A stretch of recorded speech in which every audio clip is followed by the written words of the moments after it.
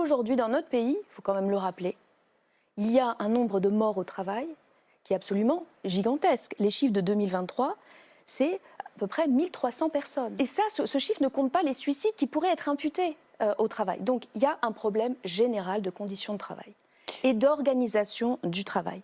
Vous savez, il y a eu une étude Eurofound en 2022 qui montre, qui sont basées sur les chiffres 2022, qu'en France, on a 40% des actifs qui occupent un emploi dit tendu. Ça veut dire quoi, un emploi tendu?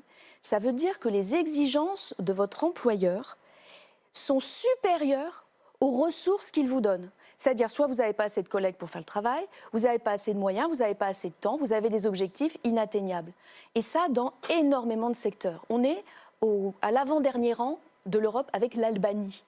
Donc aujourd'hui, on demande des choses aux salariés qui ne sont juste pas atteignables, on les met dans des situations intenables, ce qui explique une explosion des problèmes de santé psychique au travail.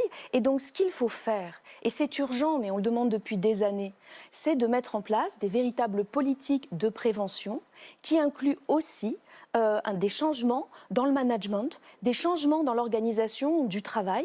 Aujourd'hui, on n'écoute pas assez les salariés, c'est la rentabilité à tout prix, c'est une brasse-coulée permanente. Et on peut donner des exemples par milliers où quand avant une auxiliaire de vie avait 1 heure pour s'occuper d'une personne âgée, ben maintenant elle n'a plus qu'une demi-heure. Elle n'a plus qu'une demi-heure pour faire la même chose. Donc non seulement c'est difficile au niveau physique, troubles musculo-squelettiques, etc.